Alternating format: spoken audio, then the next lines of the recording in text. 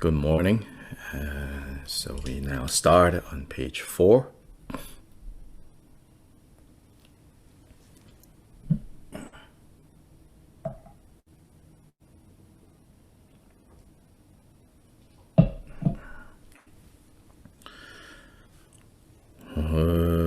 In this space before me, I envision the Buddha, Lord of Sages, surrounded by unfathomable root and lineage gurus, Buddhas, and Bodhisattvas.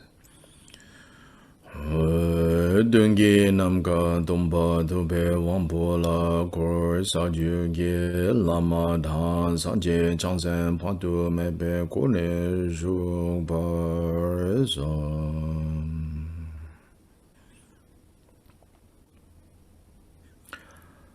Antonio? I am onward sentient beings, extensive as a space, refuge in the root and lineage gurus. We take refuge in perfect Buddhas, the transcendent conquerors. We take refuge in the holy Dharma, free from attachment to peaceful nirvana. We take refuge in the noble assembly of Bodhisattvas, endowed with realization and liberation. 타단 조와 마르게 남케 타단 냠페 센젠 제 자와다 규베 라마 남라 겹수 지오 에조베 산제 좀 덴데 남라 겹수 지오 시와 차자 담베 초 남라 겹수 지오 리드로니 덴 겹세 파베 초 남라 겹수 다단 조와 마르게 남게 다단 냠페 셈젠 탐제 자와다 규베 라마 남라 겹수 지오 소베 산제 좀 덴데 남라 겹수 지오 지와 자다 담베 저 남라 겹수 지오 리드니 덴 겹세 파베 소 남라 겹수 지오 다단 조와 마르게 남게 다다 냠페 센젠 탐제 자와다 규베 라마 남라 겹수 지오 소베 산제 좀 덴데 남라 겹수 지오 시와 저데 담베 조 남라 겹수 지오 리드니 덴 겹세 파베 소 남라 겹수 지오.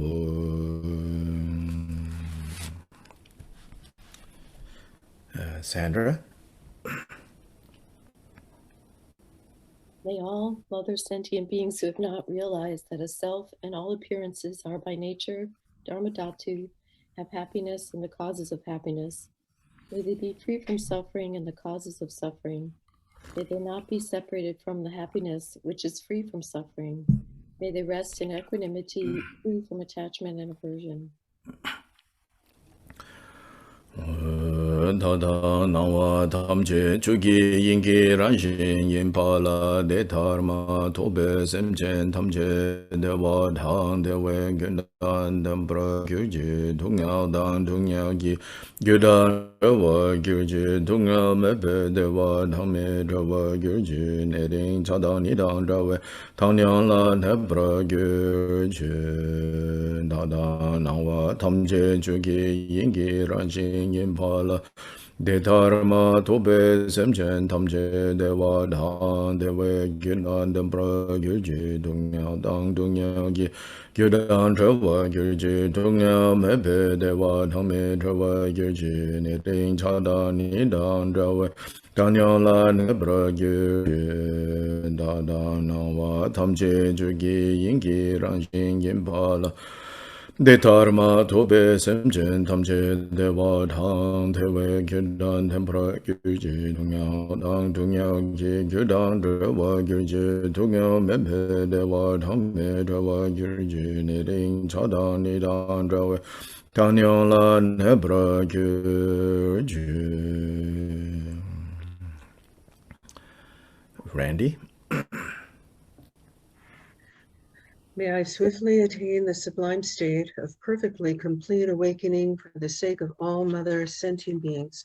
For this purpose, I shall make offerings to the 35 Buddhas, and having invoked their heart pledge, I shall engage in the practice of confessing downfalls. 셈젠 탐제기 던드니르와 현다바라 소베 산제기 공파렘포제 듬포제 드데와 셰바 숨추상아 조징투 담군의 동화샤베 조가라 중파르초.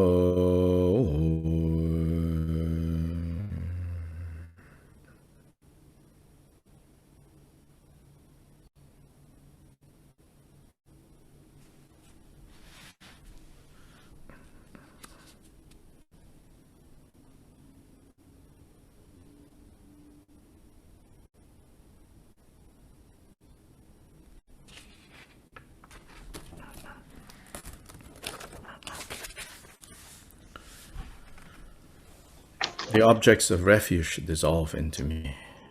Kyabyo nam rangla tempar gyuru.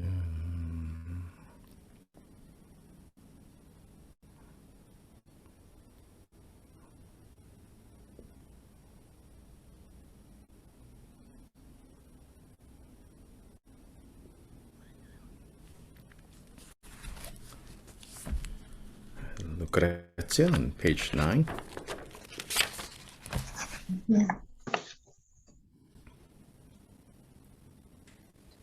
Compassionate, transcendent conquerors, dwelling in the 10 directions, please heed us. In the past, when you, the 35 compassionate, transcendent conquerors, engaged in bodhisattva deeds, you aroused Bodhichitta and vowed to cleanse the obscurations of wandering beings in times when the 5 degenerations are rampant. Following this pledge, in order to protect us helpless wandering beings, today we invite you to safeguard and stand by us as our last resort. Having come, regard us with eyes of compassion and purify our faults and downfalls. Please come and cause our store of merit to increase.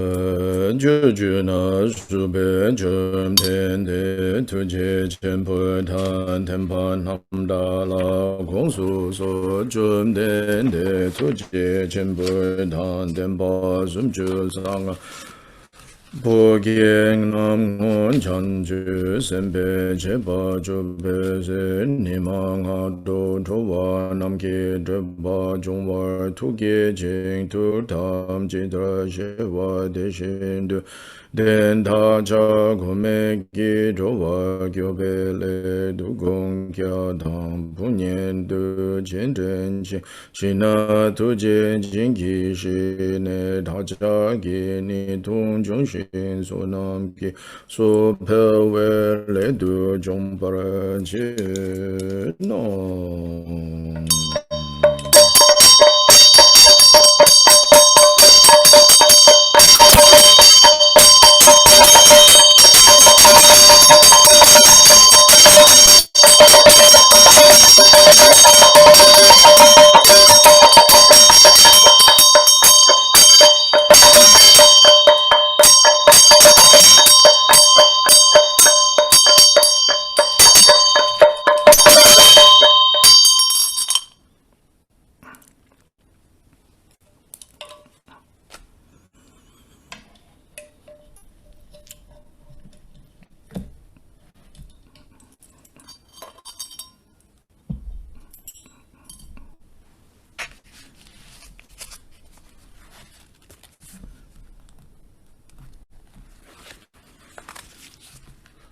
Bottom of page 22.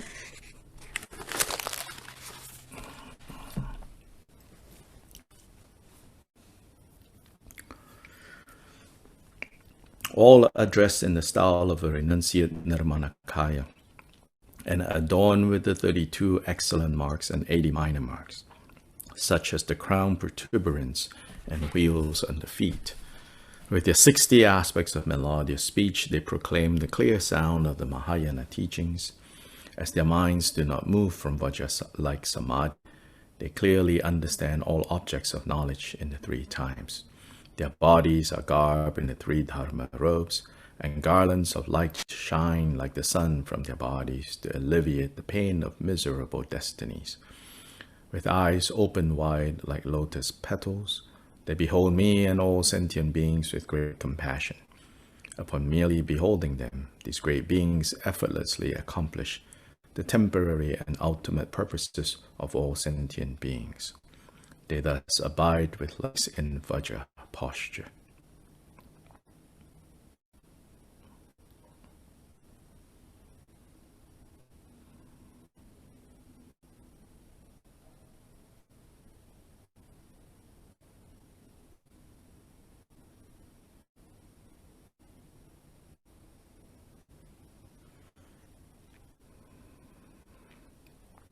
Now take a few moments to let body and mind settle. Settle into their own places.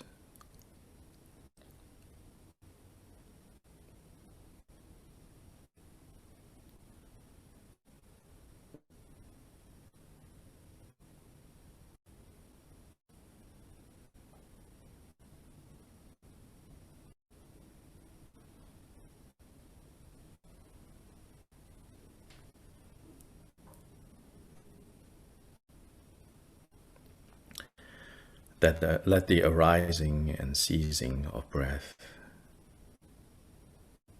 be a reference point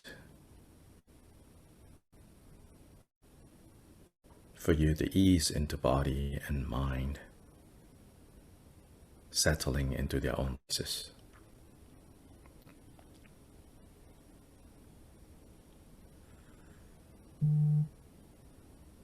Fundamentally, body and mind will settle into their own places if we get out of the way.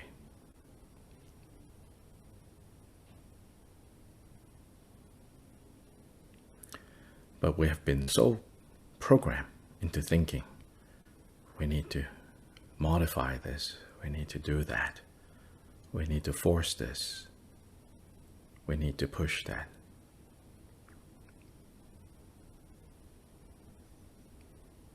That we have forgotten how to just let body and mind settle naturally, settling into their own places.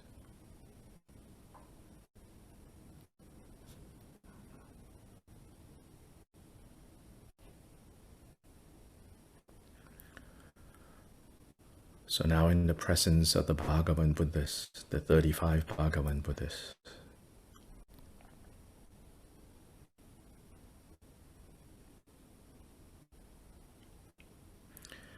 think that you too can settle the way that the 35 Bhagavan Buddhists are settled in both body and mind. Their bodies and mind have settled into their own places,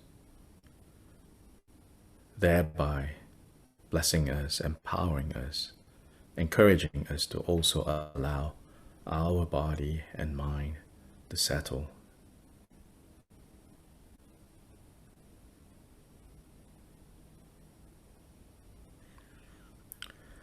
To settle evenly.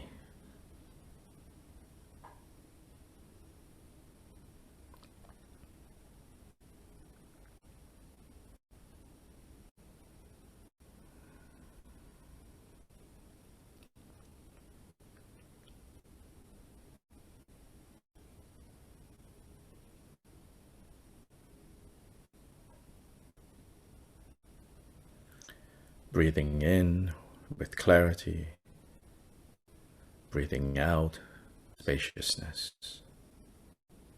Breathing in with clarity, breathing out spaciousness.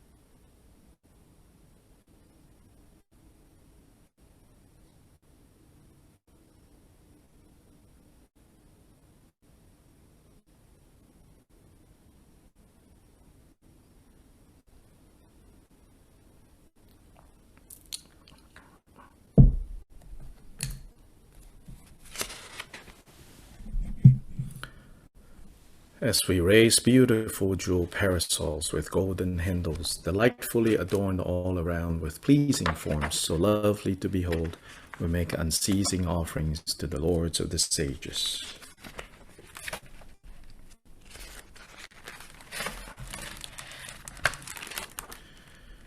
Now, page 36. Omar, page 36. Please unmute and read.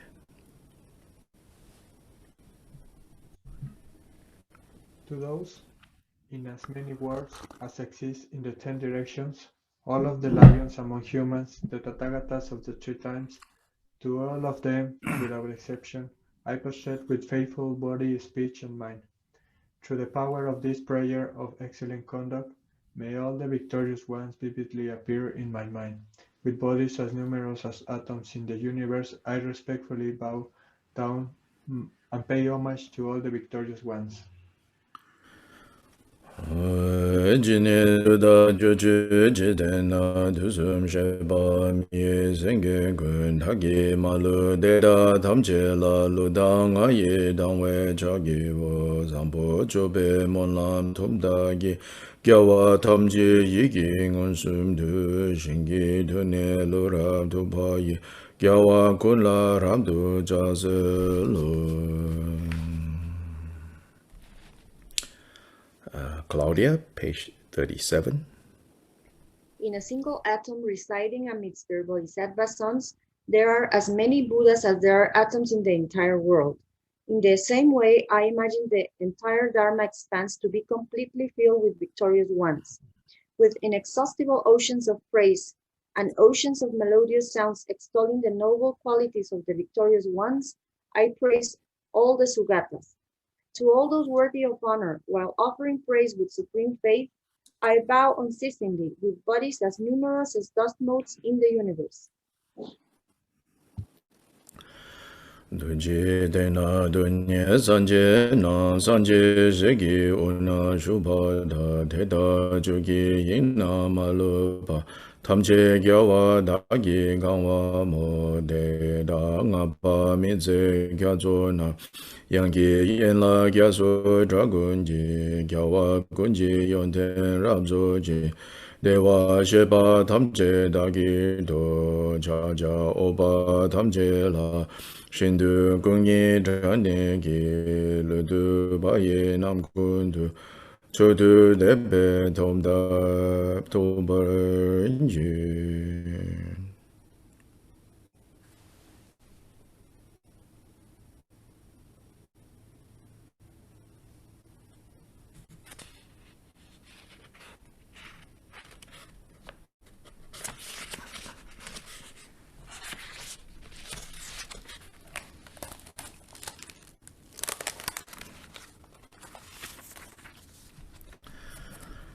Page 48. Cecile.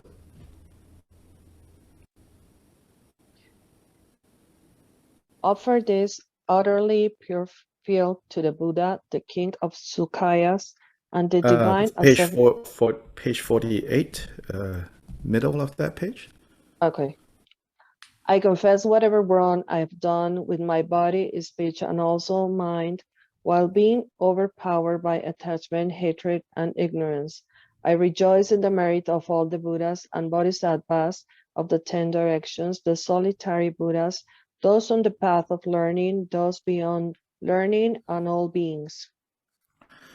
Ducha shedan timu wangi ni ludang hadang deshin yiki kyan tiba dagi giba jiji bar dida tamche dagi sosor sha joju gyawa kundang sanje se ramgya namdan lodan mi lodan dowa kunji sonam kangla ya deda kunji jisi tayi rang. Jasper, page 49. All of those lies in the worlds of the 10 directions, who having passed through the stages of Buddhahood, attain awakening free from attachment. To all of these protectors, I preach to you to turn the unsuppressed will of Dharma. To all those who intend to demonstrate Nirvana, with my palms joined together, I preach you to remain for the benefits and happiness of all beings, for as many couples as they are atoms in the universe. Whatever slight virtue I may have gathered from prostrating, offering, confessing, rejoicing, requesting, and wishings, I dedicate it to all the awakening of all beings. Kana chuchu jiten drama dan chanchu rinpa sanje macha ne kumpo de da dagi tamche la kolo lana me pa kurwa gu nyangen tatong kanshi de da la rowa kunla penshin dewe chi kyoba shingi dune supar ya Dagi Tamo Rabja Sowarji Jasa Wadan Jujin Shapada Jisu Yiran Kushin Sowa Yi Kewa Junse Dagi Jisapa Tamche Sobe Changchu Chirungu.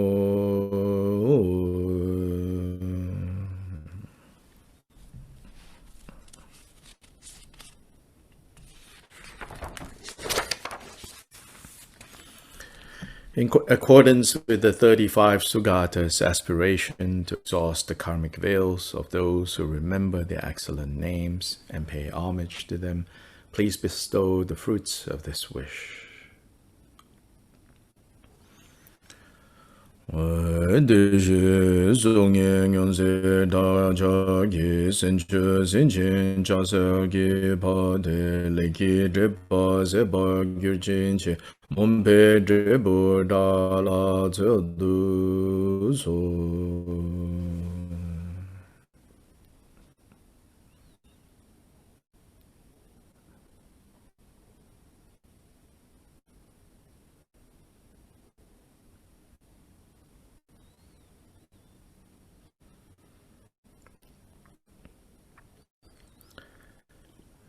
Now, the main practice, starting from the bottom of page 50.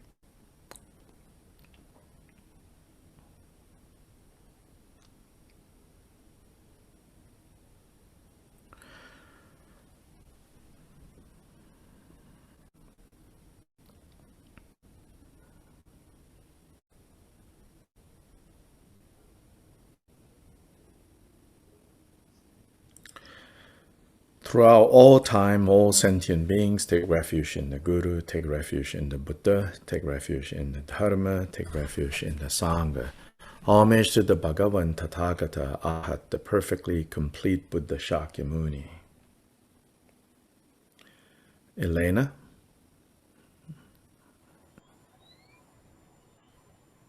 Homage to the one who has fully conquered with Vaya essence. Homage to you, radiating right. Homage to the sovereign king of Nagas. Homage to the leader of the brave. Leonard? Homage to glorious joy. Homage to jewel fire. Homage to jewel moonlight. Homage to meaningful to behold. Adriana? Homage to jewel moon. Homage to the stainless one. Homage to glorious giving. Homage to the pure one. Josh?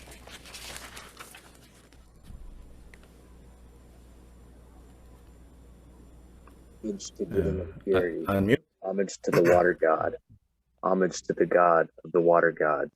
Homage to good glory. Samantha? Homage to glorious sandalwood.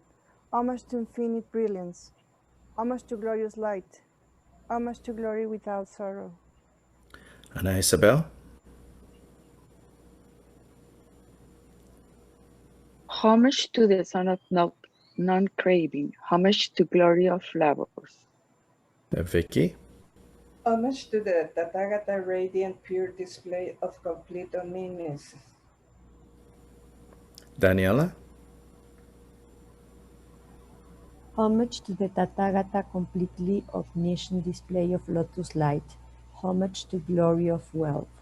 Homage to glory of mindfulness. Christina, at the very bottom of page 52. Yes.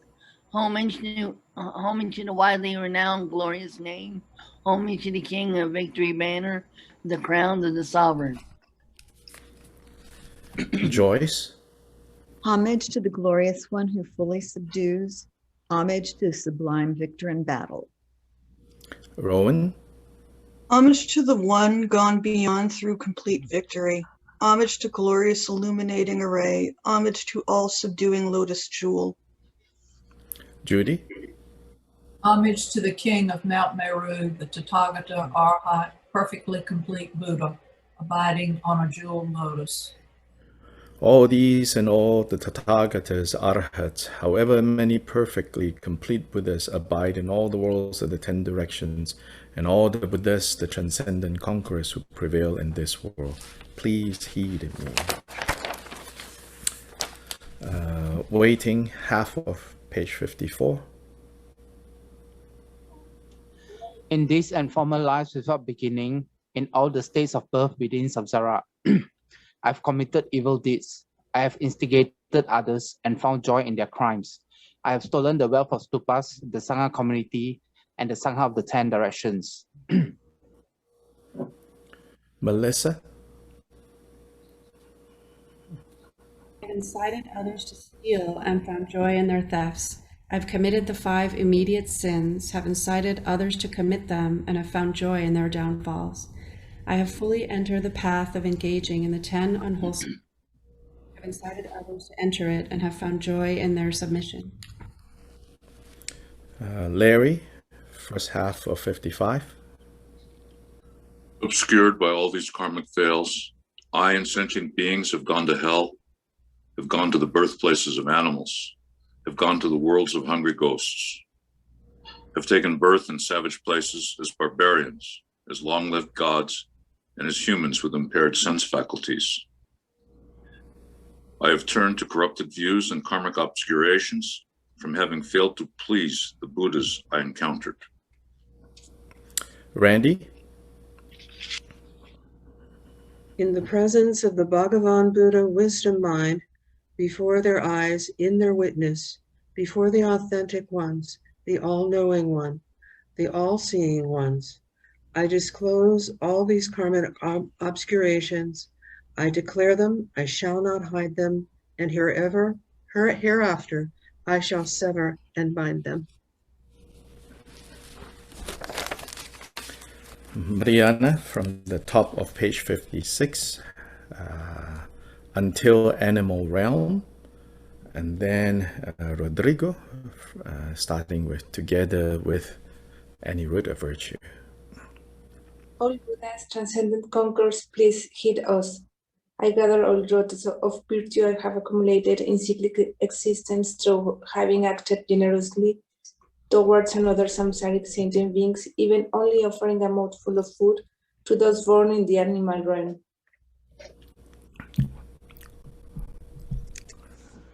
Together with any root of virtue from having guarded moral discipline, any root virtue from having practiced pure conduct, any root of virtue from having brought sentient beings to fully maturity, any root of virtue from having given rise to Bodhichitta, the mindset on supreme awakening. Miriam, the first half of page 57. Any root of virtue from unsurprised primordial awareness accumulated in these and former lives without baiting within samsara. All these I dedicate them perfectly, supremely, most supremely, and sublimely towards unsurprised, perfectly complete awakening. Ana Elisa. Just as the previous Bhagavan Buddhas perfectly performed dedication, and just as the Bhagavan Buddhas who have not yet appeared will perfectly perform dedication, and just as the present Bhagavan Buddhas perfectly perform dedication, likewise shall I perform perfect dedication. I confess each and every wrongdoing and rejoice in all merit.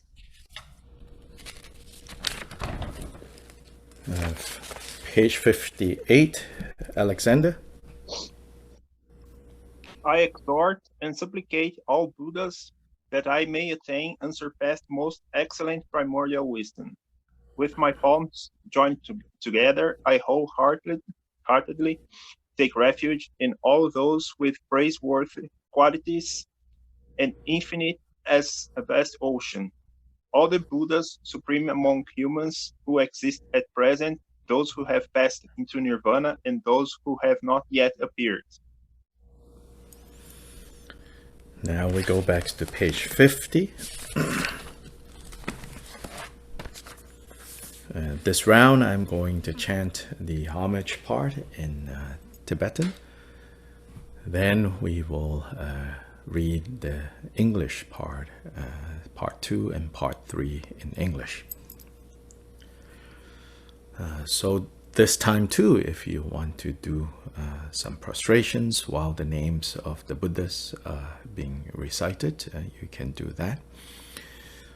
So during that time is when you can reflect on various things, the qualities of the Buddhas that we're paying homage to, and in recollecting the qualities of the Buddhas, it also shines a light on the negativities or the unskillful actions that we have engaged in.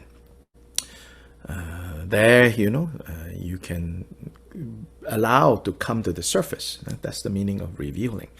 Revealing is not just like, kind of intellectually revealing. It's also letting it arise in your heart. The unskillful actions that we have done, any kind of unskillful actions that have caused harm to others, let that arise and let that be recognized.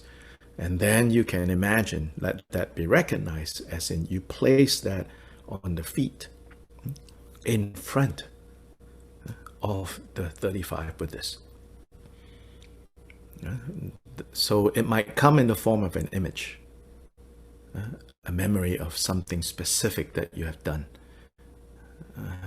The action might come in the form of the image. Who you have done it to might come in the form of an image. It might come in the form of a feeling, almost like a feeling that is physical. There you think you put in front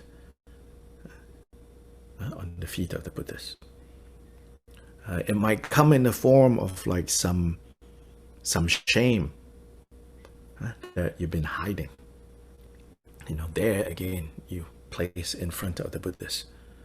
So as you do prostrations, that's when you place in front of the Buddhas. So simultaneously recognizing the qualities of the Buddha and understanding that the Buddhas are non-judgmental at all, completely, because they understand the condition that we are in. So therefore, no need to hold back what we put in front of them. So the guilt, the secrets, that we're concealing even in this lifetime, right? Let it be placed in front of them, on their feet. And this act of prostration is an act of, you could say, surrendering.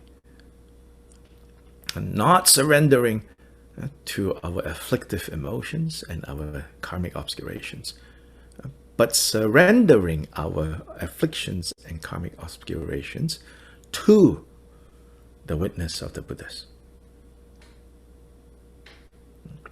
Otherwise, if you just do the prostrations without understanding this part, there's some benefit, I'm sure, but it's not really taking full advantage of how this practice can work. Zemchen tamche tapa lama la gyabzu chivo sanje la gyabzu chivo chola gyabzu chivo kenden la gyabzu chivo chon dende deshin shepa drajumpa yangda para zobe sanje shakya tupa la jasa lo durje ningpo rabdu jumpa la jasa lo rinchen odro la jasa lo wangi gyopo la jasa lo pavo de la jasa lo Perge la jasa lo rinchen me la jasa lo rinchen dao la jasa lo Tongwa donyo la jasa lo rinchen dawa la jasa lo Dima me ba la jasa lo pa jin la jasa lo Tsamba la jasa lo Tsambe jin la jasa lo Chu la jasa lo Chu le la jasa lo Piazang la jasa lo Tsenden pe la jasa lo Siji taye la jasa lo Obela jasa lo Nyangye me be la jasa lo Seme gibula jasa lo Meto bela jasa lo Deshin sheba zambe oze namba roba ngomba gemba la jasa lo Deshin sheba beme oze namba roba ngomba gemba la jasa lo No bela jasa lo Dembe bela jasa lo Sempe shintu yondra la jasa lo Wampo dogi gyatsengi Gyambo la jasa lo Shintu number nombe bela jasa lo Yule shintu number gyawa la jasa lo Number nombe shebe bela jasa lo Kune nangwa kobe bela jasa lo Rinchen pema number nomba la jasa lo Deshin sheba da jomba Yanda bara sobe sanje rinpoche Pema la rabdu shubari wangi gyabo la jasa lo All these and all the Tathagatas, Arhats, however many perfectly complete Buddhas abide in all the worlds of the 10 directions, and all the Buddhas, the transcendent conquerors who prevail in this world. Please heed me. In this and former lives without beginning, in all the states of birth within samsara, I have committed evil deeds. I have instigated others and found joy in their crimes. I have stolen the wealth of stupas, Sangha community, and the Sangha of the 10 directions. I have incited others to steal and found joy in thefts. I have committed the 5 immediate sins, have incited others to commit them, and have found joy in their downfalls. I have fully entered the path of engaging in the 10 unwholesome deeds, which have incited others to enter it, and have found joy in their submission. Kimberly, page 55. Obscured by all these karmic veils, I and sentient beings have gone to hell, have gone to the birthplaces of animals, have gone to the worlds of hungry goats, have taken birth in savage places as barbarians, as long-lived gods, and as humans with impaired sense faculties. I have turned to corrupted views and karmic aspirations from having failed to please the Buddhas I encountered. The presence of the Bhagavan Buddha, wisdom mind, before their eyes, in their witness, before the authentic ones, the all-knowing ones, the all-seeing ones, I disclose all these karmic obscurations. I declare them, I shall not hide them, and hereafter I shall sever and bind them. Maurice.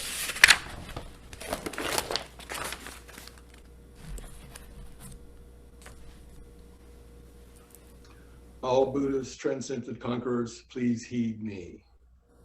I gather all the roots of virtue I have accumulated in cyclic existence through having acted generously towards another samsaric sentient being, even only offering a mouthful of food to those born in the animal realm. Together with any root of virtue from having guarded moral discipline, any root of virtue from having practiced pure conduct, any root of virtue from having brought sentient beings to full maturity, any root of virtue from having given rise to Bodhichitta, a mindset on supreme awakening. Ana Santos, page 57.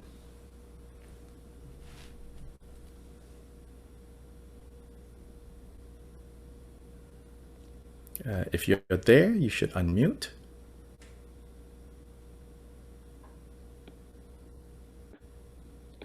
And any root of virtue from unsurpassed primordial awareness accumulated in these and former lives without beginning within samsara, all these I dedicate them perfectly, supremely, most supremely, and sublimely towards unsurpassed, perfectly complete awakening,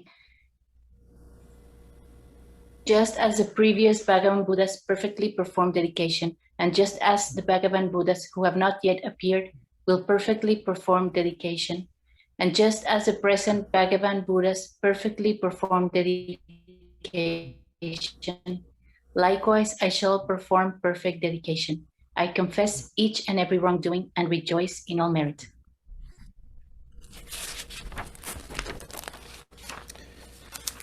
Uh, 58. David, unmute and read 58.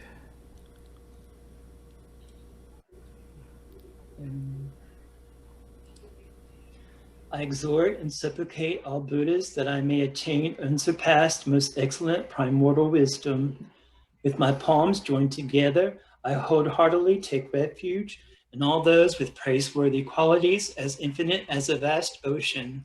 All the Buddhas supreme among humans who exist at present, those who have passed into nirvana, and those who have not yet appeared.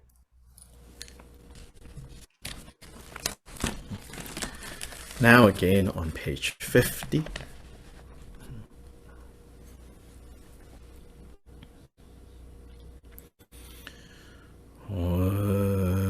Simjin tamje takbar lama la gyabzu jiwa sanje la gyabzu jiwa jola gyabzu jiwa kinden la gyabzu jiwa jumden dishin shepa drajumba yanda bar zobe sanje shangya tuba la jazelo dujin ningpo rabdu jumba la jazelo rinjin odo la jazelo Lo wangi gyabo la jazalo, babo de la jazalo, belge la jazalo, rinjen me la jazalo, rinjen da o la jazalo, tongwa tongyon la jazalo, rinjen da wa la jazalo, dema me ba la jazalo, Bajin la jazalo, tangpa jin la jazalo, tangpe jin la jazalo, chu la jazalo, chu le la jazalo, Pel zang la jazalo, zenden pe la jazalo,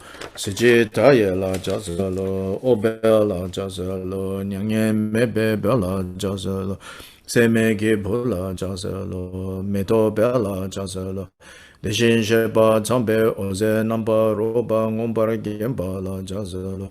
Deshin sheba beme oze namba roba ngombar gemba la jazalo. No bella jazalo, jembe bella jazalo. Sembe shintu yondra la jazalo. Wambo dogi gyazengi gyabola jazalo. Shintu number nombe bella jazalo. Yule shintu number gyawala jazalo. Nambar nombe shebe bella jazalo, kune nangwa gobe bella jazalo. Rinjen bema nambar nombala jazalo, deshin shebar dajumba. Yanda bara zobe sanje rinpoje bema la rabdu shubari.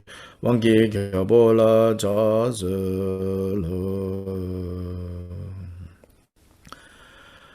All these and all the Tathagatas, all the Arhats, however many perfectly complete Buddhas abide in all the worlds of the 10 directions, and all the Tathagatas, transcendent conquerors who prevail in this world, please heed me. Page 54, Antonio.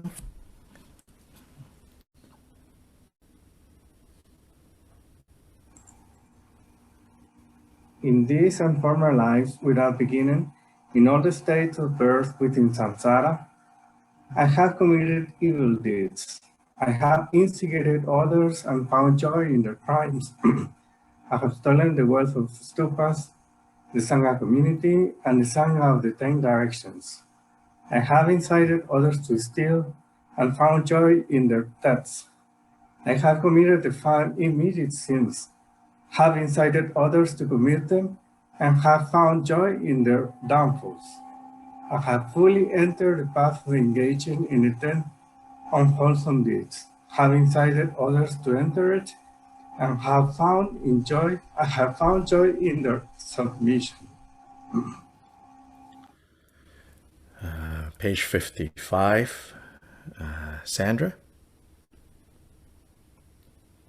Obscured by all these karmic veils, I and sentient beings have gone to hell, have gone to the birthplaces of animals, have gone to the world of hungry ghosts, have taken birth in savage places as barbarians, as long-lived gods, and as humans with impaired sense faculties.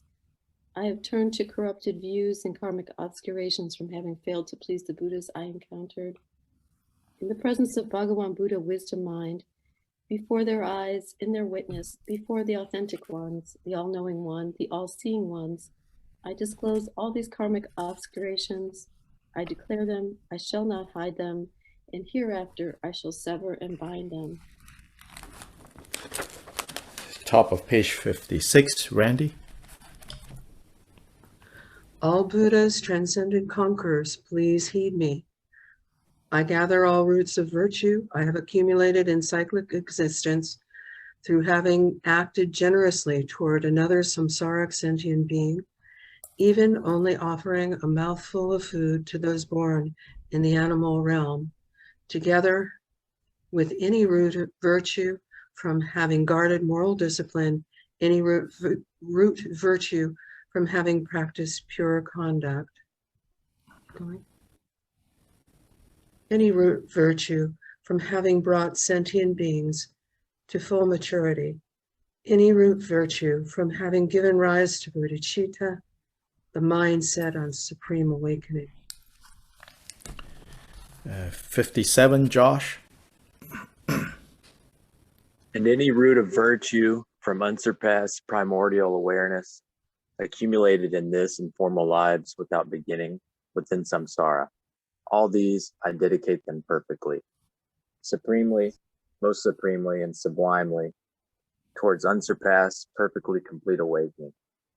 Just as the previous Bhagavan Buddhas perfectly performed dedication, and just as the Bhagavan Buddhas who have not yet appeared will perfectly perform dedication, and just as the present Bhagavan Buddhas perfectly perform dedication, likewise shall I perform perfect dedication. I confess each and every wrongdoing and rejoice in all merit. I exhort and supplicate all Buddhas that I may attain the unsurpassed, most excellent primordial wisdom. With my palms joined together, I wholeheartedly take refuge in all those with praiseworthy qualities as infinite as a vast ocean, all the Buddhas supreme among humans who exist at present, those who have passed into nirvana, and those who have not yet appeared. So we have now completed the 3 recitations. Now I want to play the recording of His Holiness the Dalai Lama and other monks together chanting this practice. So just as a reminder, in the Gelug tradition, which the Dalai Lama is from that tradition, they insert the word Tathagata, in Tibetan is Deshingshepa, in front of each of the Buddhist names. In the version that we have, which is the version found in the Kangyo, the collection of the Buddha's words, only 4 of the 35 Buddhists, the word Tathagata, that title is included. We're not sure why the translators only included 4 and left out for the other 31. And so in the Gelug lineage, I think it was based on the founder, Che Rinpoche's kind of preference. He said it's okay to insert Tathagata, Deshingshepa, in front of each of the Buddhist names. But the other lineages don't tend to do this. So that is the one difference. So I'm going to play that. In part also, this is a good time, again, if you want to do prostrations. You can do some prostrations during this time based on what I just said about earlier during the time of prostration. So there's you and all beings, because it says all sentient beings throughout time. So you think of them together. So your mother on your left side, your father on your right side, all those who are close to you, your family, your children, grandchildren, whatever, all close to you. Then those who bring you problems, those who bring you trouble, those whom you don't like, those who you perceive as unfriendly to your happiness, put them in front of you, standing in front of you. Then all beings together, and as you do the prostrations, again, you let whatever secrets, whatever shame, whatever guilt, whatever that you have with you, carrying around, you place them in front, because between you, in front of you, are the 35 Buddhas and all other Buddhists. So you place all these faults in that space in front. Yeah? Okay.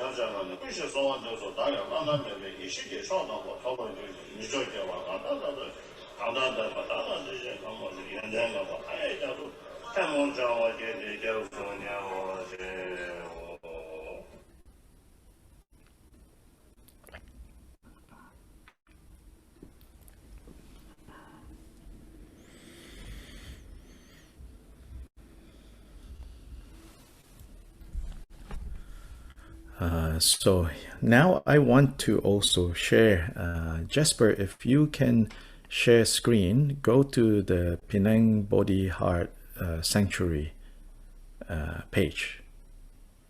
I just shared some images from the recent offering of food to people in the Bodha Stupa area.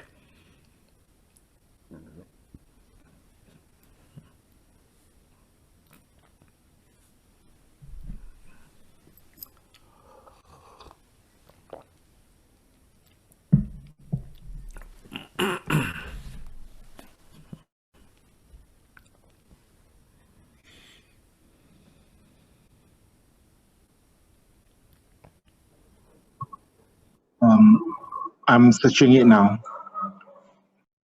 Yeah, it's in Penang Bodhi Heart Sanctuary.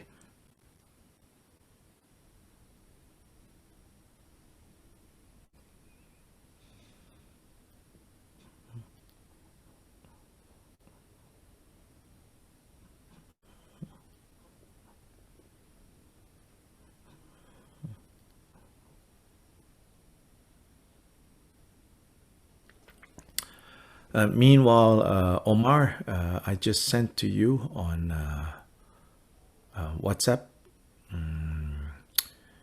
the Facebook page of the organization. They're doing a lot to care for stray animals in Kathmandu. If you can share it on the chat,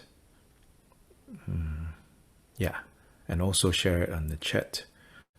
So this is the place, the organization that is doing a lot of good work in the Kathmandu. So those of you who are interested in helping them, you know, you can get in touch with them. Yeah.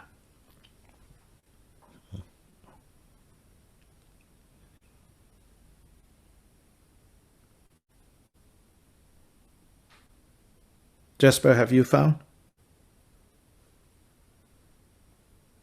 Yes, this one.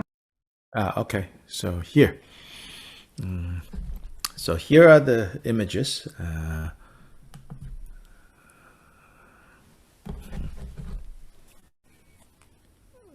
That I'm.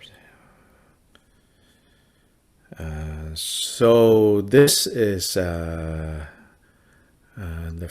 mother and daughter team that is catering for us for these meals. So shopping at the market is documented for us to see. Next, cooking in their apartment kitchen. So they don't have a big operation. This is just out of a very limited kitchen for personal home. But for us, they have turn their kitchen into this food prep. Next. Yeah, so this is rice, good rice. You know, there are different grades of rice that you can buy. I say, you know, get the best that we can get, this basmati. And then there are actually two different dishes that are cooked here. Maybe to those of us unfamiliar with Nepali food, you cannot tell. So there's two different dishes with rice and then chutney. And then that is a yogurt drink. Next. So then a lot of different people around the Bodha Stupa. Some of them are there as beggars. And one thing about you have to know about in this culture, begging is not treated as something as an act of to be shameful of. There's a tacit understanding that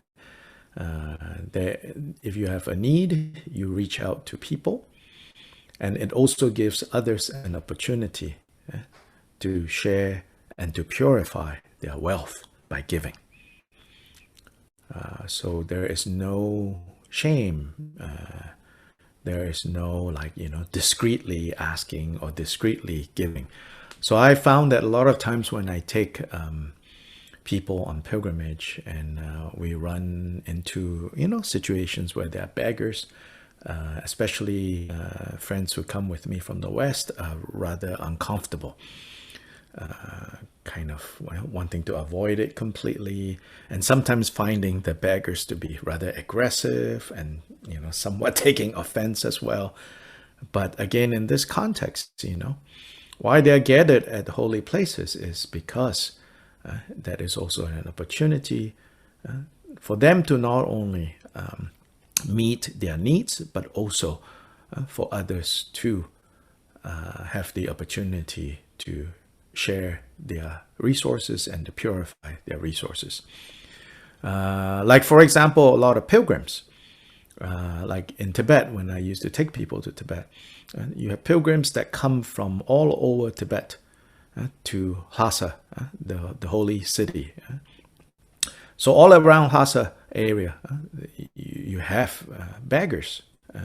Some of these beggars are actually quite ordinary people who have taken on this pilgrimage to come from eastern Tibet, maybe prostrating all the way to central Tibet. And sometimes these pilgrims, they just come without any further worry about, will I have enough money to buy a bus fare and food to go back to eastern Tibet, because they know that they are doing a practice to give others an opportunity to accumulate merit by giving to them. So culturally, it's different.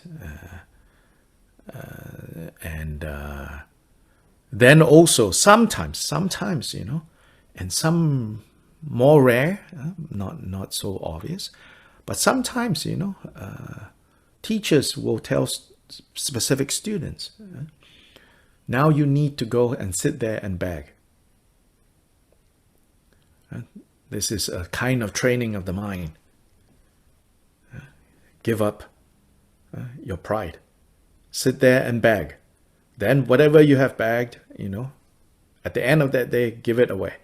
Start the day, start your day at the stupa, taking refuge, generating bodhicitta, and sit there and wait for people to give you offerings. At the end of the day, to dedication, give that, what you have collected, away. And this person might go back to their hotel. Maybe they have come from other places. They go back to their hotel. Then next day again to train in that way. More rare. I don't want to give the impression that is, but sometimes that happens, you know. So next.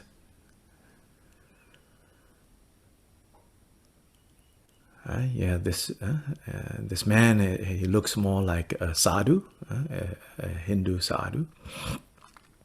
with his mala. Next. This woman who is blind. She sits there with this portable microphone or loudspeaker because she's probably chanting or singing. Next. Next. So these laborers and workers, and you know, they ask, you know, like, hey, can we have, you know, and of course we're like, yes, you know. I've told the Amala that we first give to those who clearly we know that they are there begging. We give to them, and then whatever extra that we have, whoever wants, we give to them. Yeah. Next. Next. Yeah. These I think that day there were 25 of these lunches prepared. Next.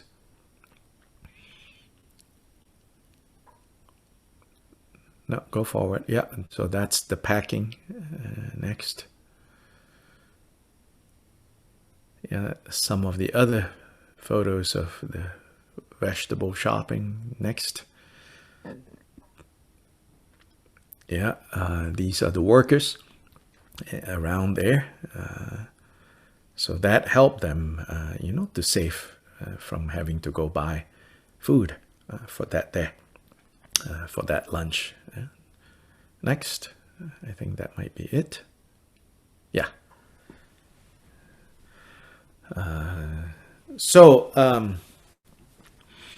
one of the things I want to say about giving is that often, you know, again, we have a hierarchical view of giving. I have more, I give to less. Yes, of course, that helps. That helps the people who are receiving. They get what they need, or at least some of what they need. But we also need to work on a view of giving that is transcends this top-down kind of giving. So in particular, this giving at Bodha, I say, just give, you know. Again, with an eye towards giving to those who definitely we know they need. And then also to normalize giving and receiving, so that it's not always hierarchical. Whoever, if we have, we give, and we share this joy. It might change, you know, the way people think about why we give. It will change the way that people think about, you know, receiving as well. So even if someone that you judge, like, oh, this person is pretty well off, you know, hey, we are offering food. Why not? Everybody needs food. Not just poor people need food. Even the rich and mighty, they need food. So conversely, when we give, in our minds we say we give to the poor, we should not think of them primarily as poor, but primarily as, this is me. Me and my needs, them and their needs. That we are all the same. We have to eat. We have to eat well for our body to be strong. If our body is not strong, our minds, very hard to be strong. So that recognition of like that common humanity, that all of us have these needs, and more basic than, oh, this person is needy, is this person is human. Oh, this person is a being in cyclic existence, like you, like me. Only Buddhas are beyond needs.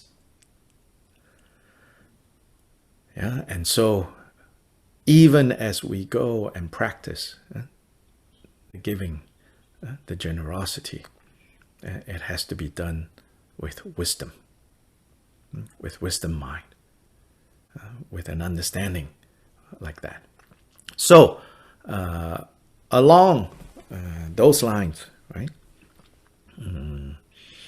I was inspired yesterday to think about the possibility of, oh, by the way, today, I think, which means already occurred, another round of preparing food to be distributed in the Bodha Stupa area happened. I might get some photos sent as well. So I'm now thinking that if we can collectively commit to next 3 months, because the pandemic has affected, I'm sure in many places, you know, so you can organize if it's easy. Like in my area, it's not that easy actually, but so in Bodha area, I can easily, more easily have this done. In my area, of course, we give to the food bank, we give to the local homeless shelter. So in your area, I'm sure there are things that you can do like that. But also, collectively, I would like to commit to next 3 months, every week to provide 50 meals in the Bodha Stupa area. Every week to provide 50 meals for 3 months. The cost is really not that high. The cost is for 3 months, 50 meals a week comes up to about US 1,800. Yeah, 1,800. Each meal cost about 250, 275 US dollars. Yeah. So if you are interested in participating, please send an email to info@drigongdharmakirti.com. If somebody can type that on the chat. Then depending on who you are, or meaning like where you are physically, we will give you information on how to transfer the money. In some cases, it just means somebody in that country collect it and keep it, and I can give that money first. Then when I come, I will pick up the money. In some other cases, it's easy enough to do the transfer without extra cost. Then we can do that. So I think if we can do that, it will be very good. I already announced this to one group, Casa Tibet, Guatemala. So they are organizing themselves to contribute to this. And Urban Dharma in North Carolina, I'm sure from our bank will take some money out for this project. And wherever you are, if you can kind of organize yourselves and say, okay, we would like to participate, I think this will be a very good thing to do. Yeah.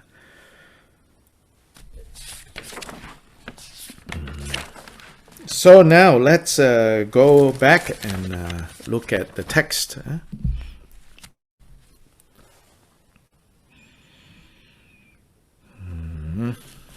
We are at the section where the 6 paramitas or perfections are mentioned in a very kind of concise way, that if you were not paying attention, you might even miss it. So here it says, that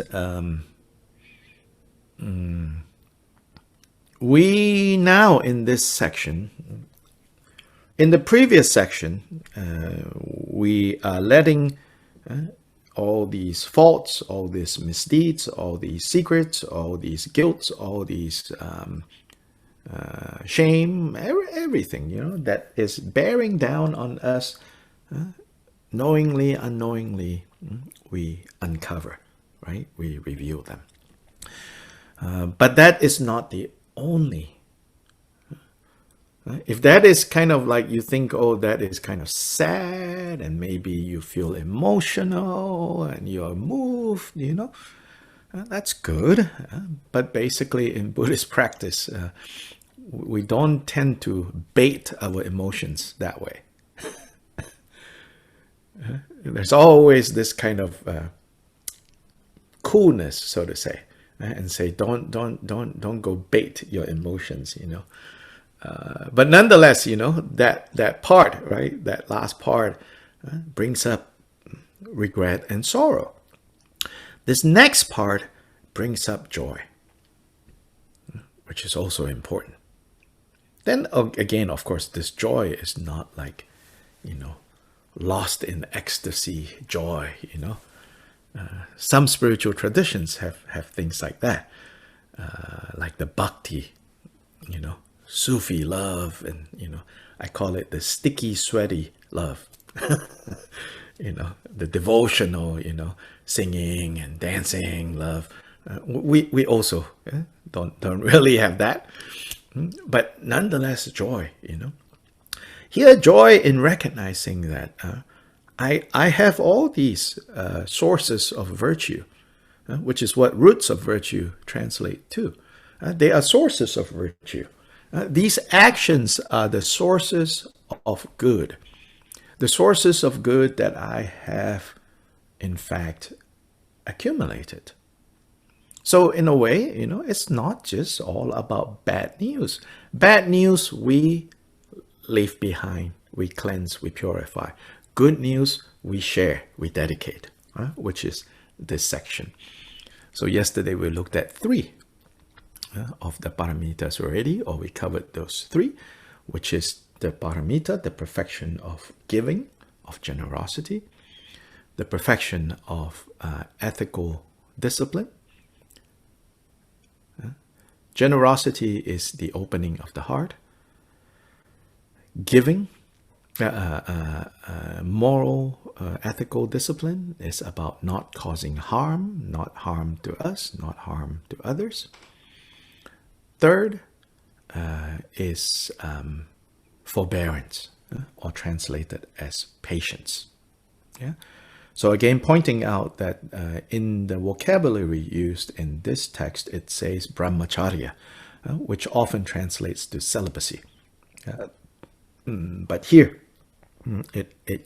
it's pointing to, it's referring to the third of the 6 paramitas. Often, when the third of the 6 paramitas are discussed, it is really the problem of anger and ill will that is addressed, and that the paramita of patience is an antidote to that. So particularly in Shantideva's teachings, that is emphasized. So in fact, there's an opportunity for those of you who have time and who have that ability to do so. Every Wednesday now, Khenchen Koncho Gyaltsen Rinpoche is teaching from 10 o'clock New York time to 1 p.m. To a group in Germany. If you look at Facebook, there are some announcements for that. Again, if somebody finds that link, please share that on chat. I think Kim in Singapore has that information. You can share that on chat. To join that, you have to join on Zoom and to register with the organizing center in Germany. For the next few Wednesdays, Rinpoche is teaching jewel ornament.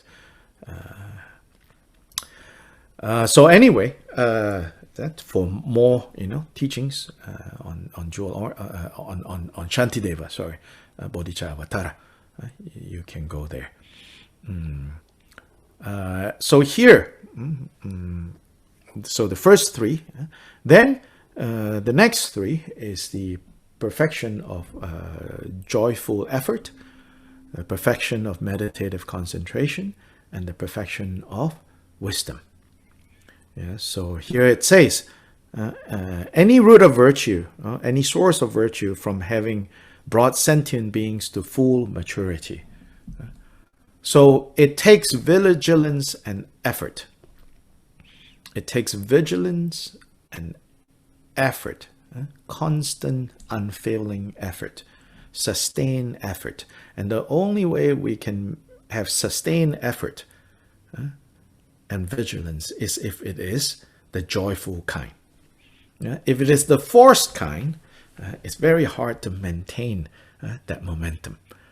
So therefore, especially for beginners, I'd like to emphasize, you practice whatever you can that you can joyfully do, you do that, Don't force yourself at the beginning. No matter how good they say something is, or no matter they say how bad it is if you don't do it. If you are motivated at the beginning with like fear and guilt and people guilting you to do the practice, it's not going to work in the long run. Because if you begin in that way, there's always that kind of association of unpleasantness with your practice. So at the beginning, we should develop this joyful appreciation of the practice. That includes giving space to sometimes feeling not joyful. Sometimes we go too far and we say, oh, that feeling of not joyful, you have that, oh, you're bad, oh, I'm bad, No, your joyful effort needs to be so vast that it even has space for those days that you don't feel joyful. Even on those days that you don't feel joyful about doing the practice, you can turn that into some kind of joy.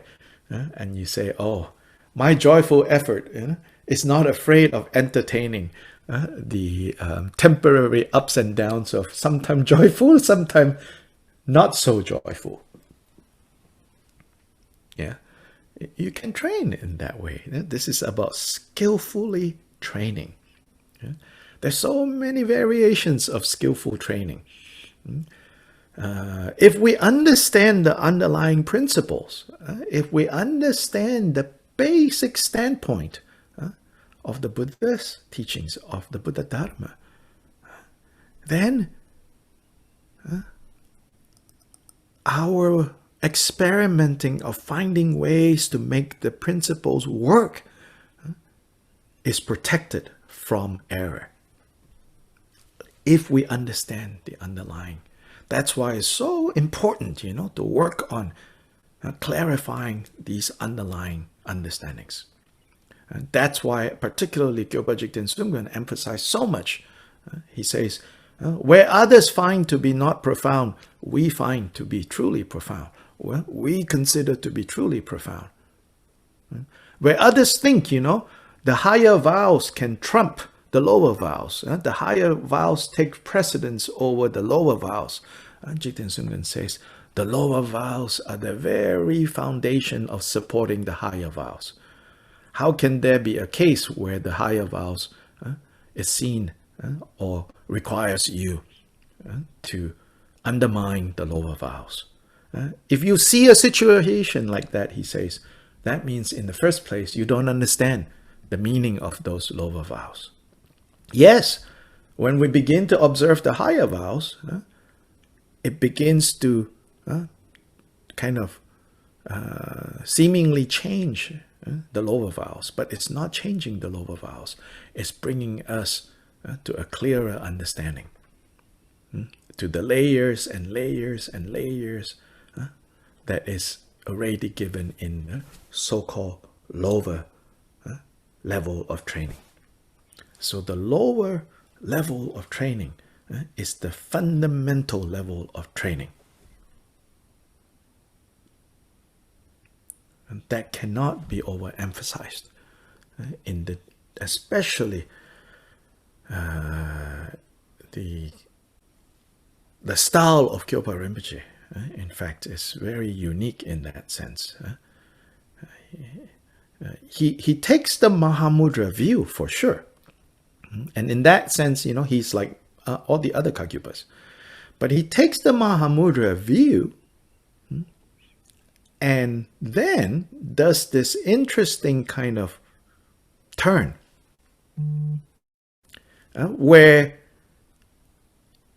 it's about how this Mahamudra view is already present, if temporarily for now hidden from your view, at the ground level, at the fundamental level. So then everything that you practice beyond what's given in the fundamental level, at the principle level, is to uncover the layers and layers of meanings and realizations pertaining to the lower. So once, coming back to, once we get the more and more, it's not like we get one time, we have to keep refining our understanding of the fundamentals of the basics. Once we begin to relate to our practice in that way, then I feel, like we will make real progress. Yeah.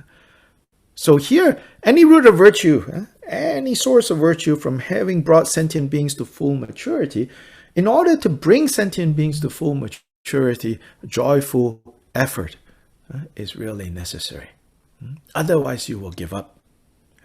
So it is said that joyful effort helps in enhancing all the other 5 perfections. And without this joyful effort, we will be derailed. We will give up very easily. Because it's not easy. Sentient beings can be so demanding.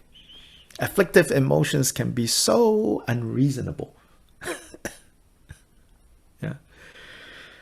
Any root of virtue from having given rise to bodhicitta. So here specifically, again, just like the pure conduct brahmacharya, here giving rise to bodhicitta, of course we know what that means, but here it is said that for a bodhisattva, the most important meditative concentration is the meditative concentration with bodhicitta as the object. It's the giving rise of bodhicitta and the sustaining of bodhicitta and the full uncovering of bodhicitta. Yeah, that is what the main meditation for a bodhisattva should be. Actualizing bodhicitta. Bodhicitta in its 2 aspects.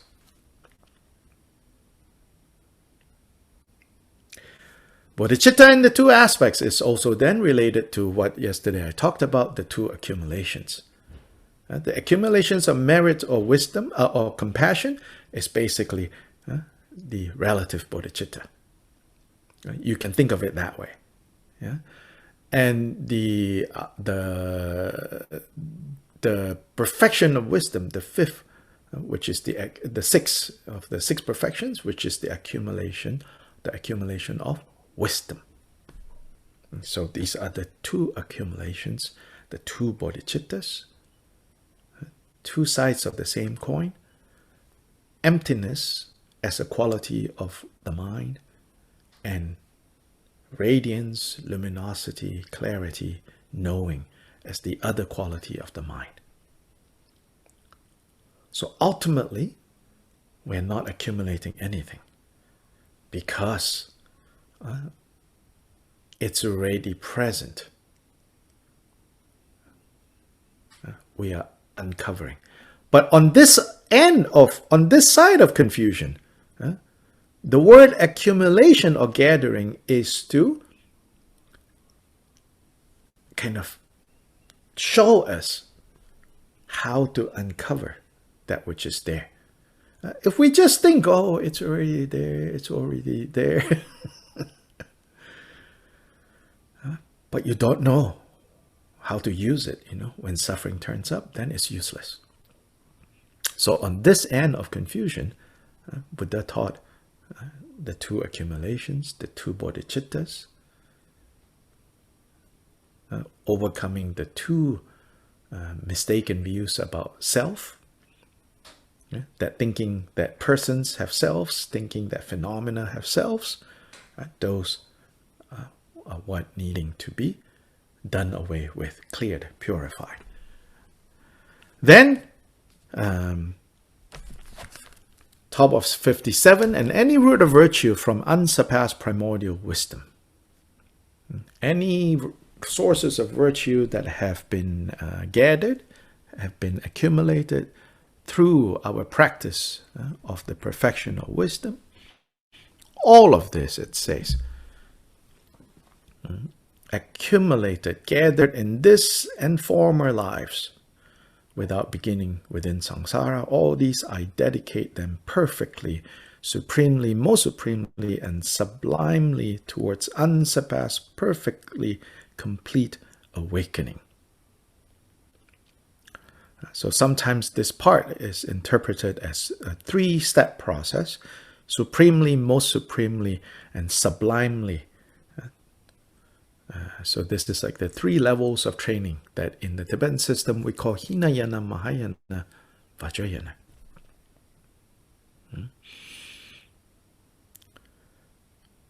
We dedicate that to complete awakening.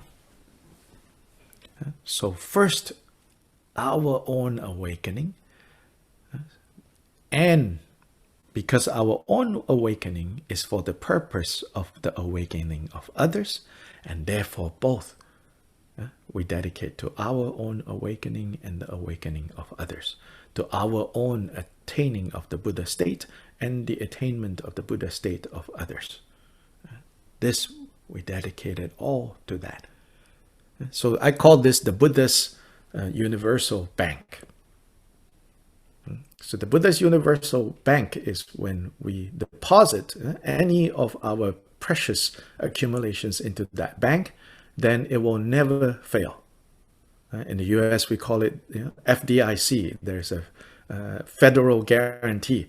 This is like a universal guarantee if you bank it in the Buddhist bank. But in the Buddhist bank, what is important to know when you bank is that there is no individual account numbers. So then you cannot say, well, I put in, 5,000. How come, I don't have 5,000 now? Because in this bank, basically, it's a bank where if you need more, you can take more. If you need less, you can leave it to others. So this is the Buddha bank of merit.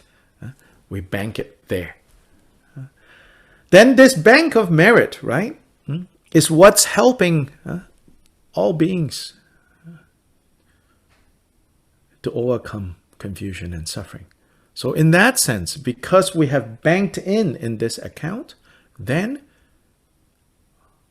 wherever it may be right now, if there is any great bodhisattva on the 10th bhumi on the verge of achieving the 11th bhumi, achieving the state of Buddha, they are achieving the state of Buddha because you have deposited in this Buddha bank. Think about the merit that you do have.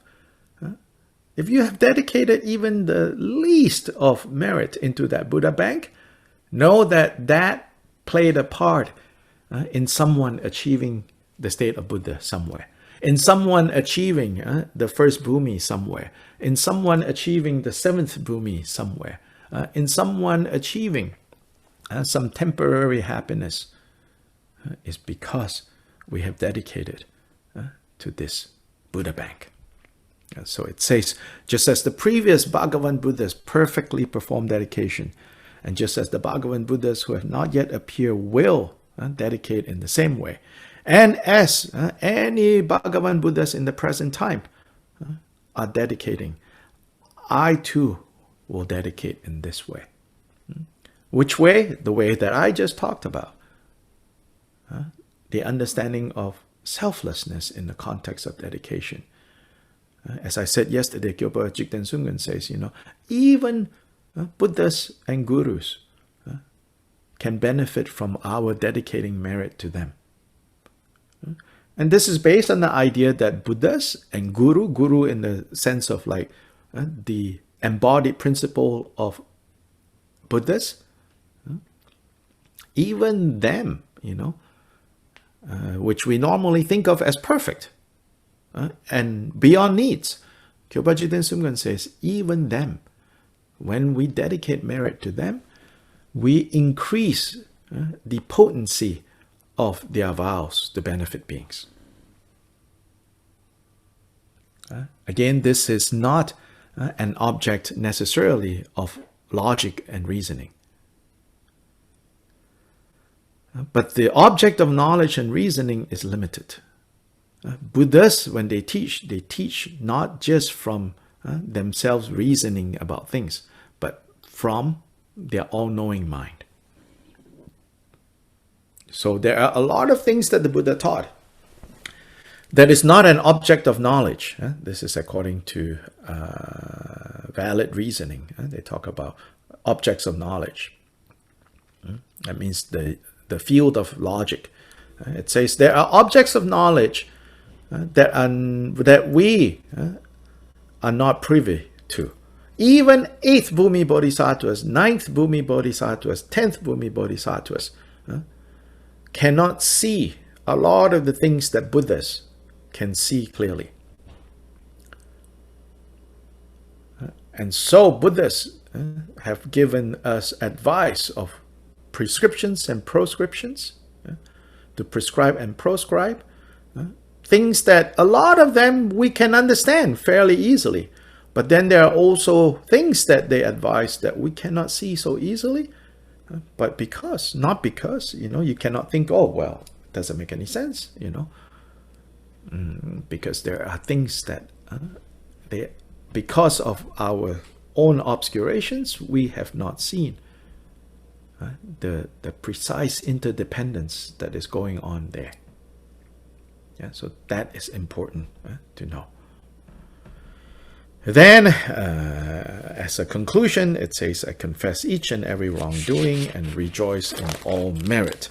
I exhort and supplicate all Buddhas that I may attain unsurpassed, most excellent primordial wisdom. With palms joined together wholeheartedly, then once again at the conclusion, you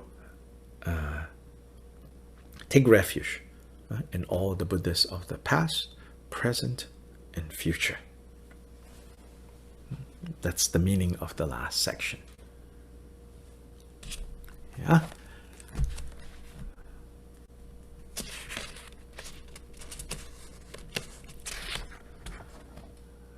So now please go to page 63.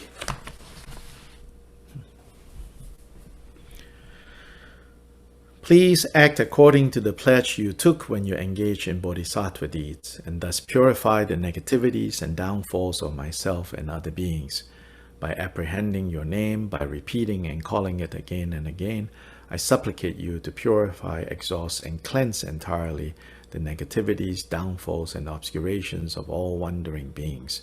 In these evil times, sentient beings' actions are degraded, impure, and unawakened.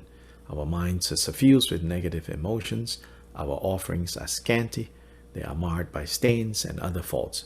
Please forgive us all mistakes.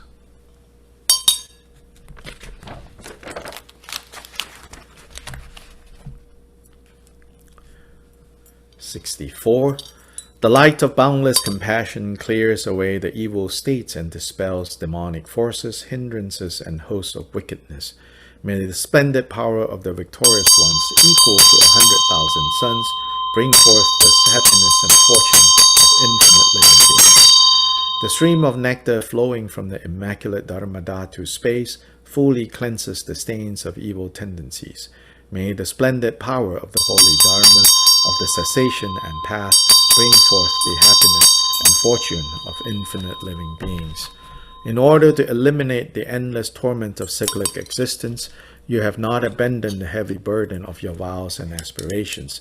May the splendid power of the ocean of great and noble bodhisattvas bring forth the happiness and fortune of infinite living beings.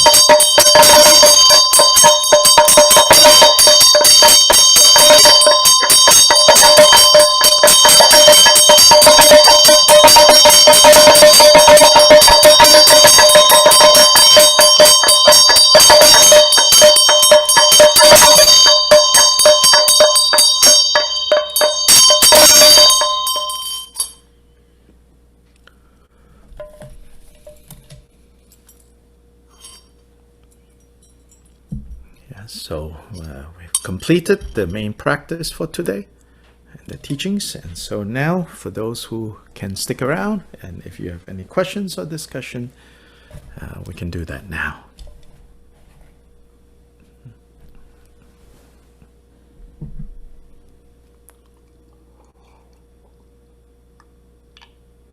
Dr. Lai. Yes.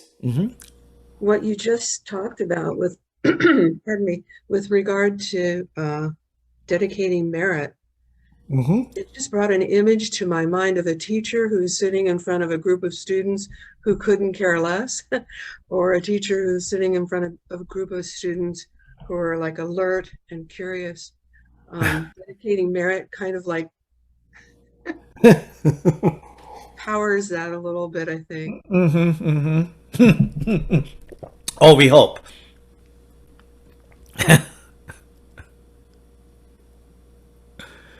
There's a meme on Facebook. I remember it has what looks like a teacher's desk, but it has a skeleton sitting on the desk, you know, and then with the hand like that, and it's a skeleton, and the caption says, you know, something like, and the teacher says, you know, I'm going to wait until you quiet down.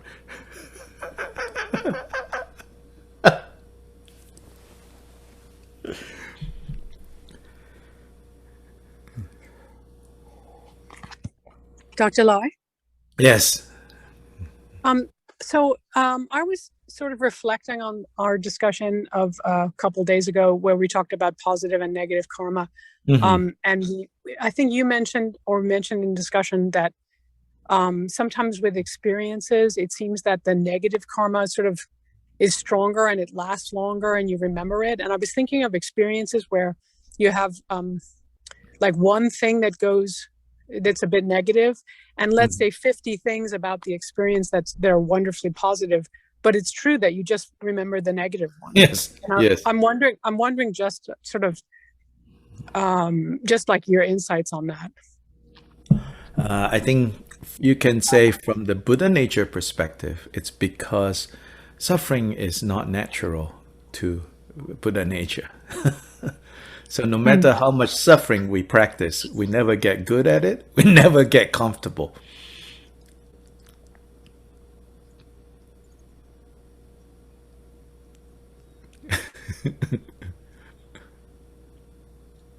So it's good news in a way, you know, to show, yeah, you know, our nature is not that, and therefore that's why it irks us so much. It's just strange that that it's almost so you're not even appreciating the positive things. Well, it can take you away from that, yes. But again, then on that level, it's all a matter of more important than really why it is like that, I feel, because we may never really get to the bottom of that. But more important is then to, again, skillfully relate to that situation. Yeah. So if you find yourself engrossed on the one negative instead of the 50 positive, right? Then You need to let your engrossment in that one negative motivate you to apply the Dharma skillfully. Dr. Lai? 1 second. Yeah. Yeah, Kimberly? Yes, thanks. No, that makes sense to try to just engage skillfully. Yeah. Yeah. It's all about engaging skillfully. Yeah. So then once, we learn again the fundamentals, the basics of how to engage skillfully, how to work skillfully, yeah, with whatever that arises, then everything becomes slightly more workable. Slightly. Initially, it's not going to feel like, yay! Slightly more workable, and then slightly more workable, and then slightly more workable. Thank you. Yeah. Yes, Larry. Yes, I wanted to comment on Kimberly's topic. I think for ordinary everyday life, it's important to try to remain with equanimity when the things which are happening, which are bad, occur. To maintain equanimity is very important, but also to accept the karmic reality of what has happened and to try to find something good in the thing that you're perceiving initially as negative.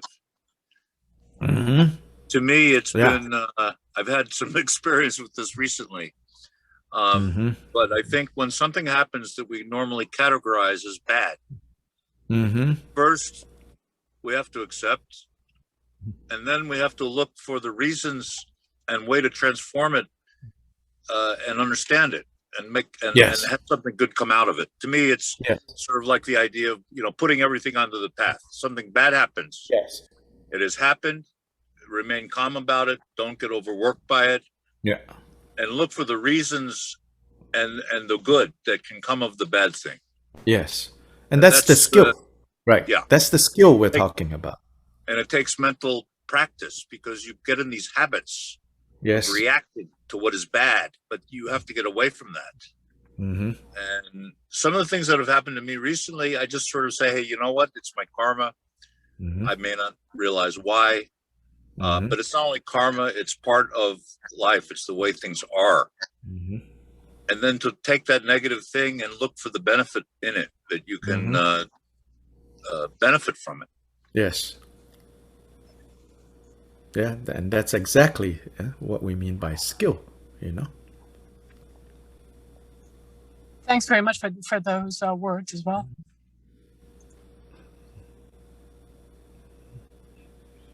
Dr. Lai? Yes. Hi. I want to thank you because today I have two very strong discoveries. One is I think I can work with these obscurations, and it is very useful to me to leave it to the feet of the Buddhas. Because they are very skillful, they are very wise, and it is very useful to me because everything I think in my obscurations, they are inside me. And it's difficult to me to work with them. Yes. And the other is this thing of it's like a very strong upaya that at the end there is no accumulation. We are discovering by accumulating, we are discovering the radiance, the luminosity of the mind. Yes. The emptiness. It is. I don't know. Yeah. We have to take the journey to realize that there is no place to go. Yes. In the Gandavaya, there is one Gandavaya Sutra, the famous journey of Sudana. This almost, you could say, a Buddhist allegory of like being on the path. Sudana visits, 50 teachers to learn about the Dharma, nature of reality. So the first and the last teacher was the same teacher. And that's making that point, Ultimately, there's no accumulation, but you're not really going to get it that there's no accumulation unless you start accumulating. You have to get on the journey to realize that there's no place that you need to go. That's how when we truly come home. But all of it, we cannot intellectualize. We have to do it.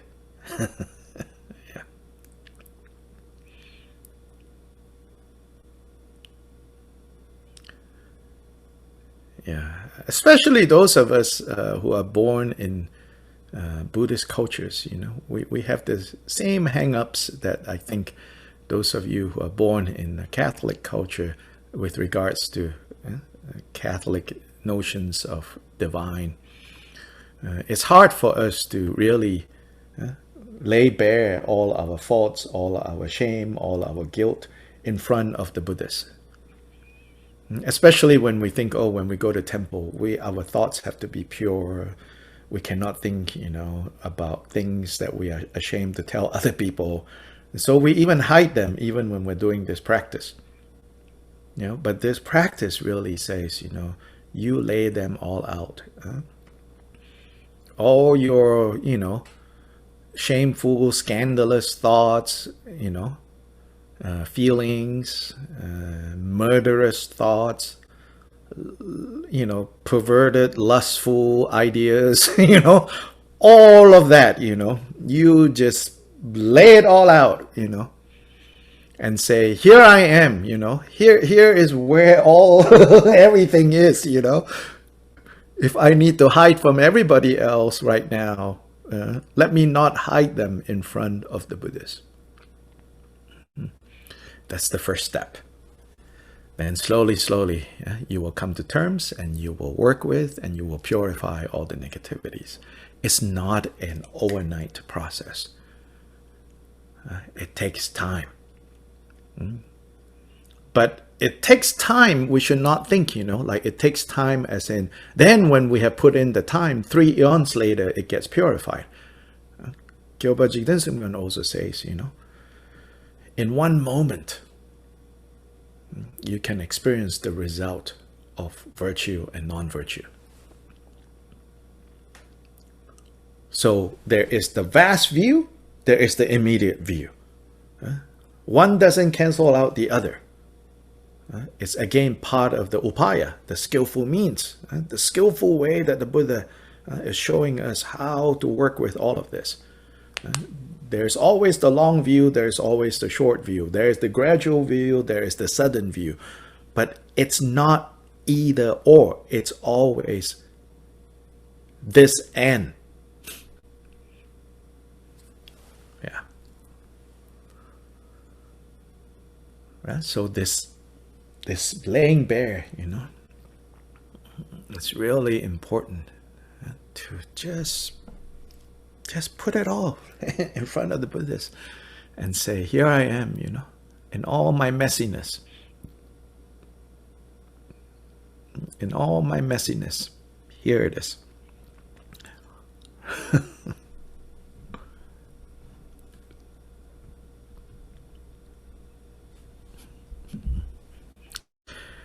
Okay, so it's already 10, especially for those of you who might want to go drop in and attend teachings by Ken Rinpoche. You all can also go hop over there now.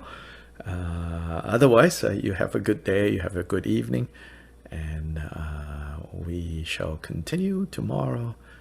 And as I said, Saturday, because I double booked, so we might end a little bit earlier, even though it's the final day, the grand finale, usually that's a longer, but not this Saturday, because immediately I have to start a program for the rest of that day.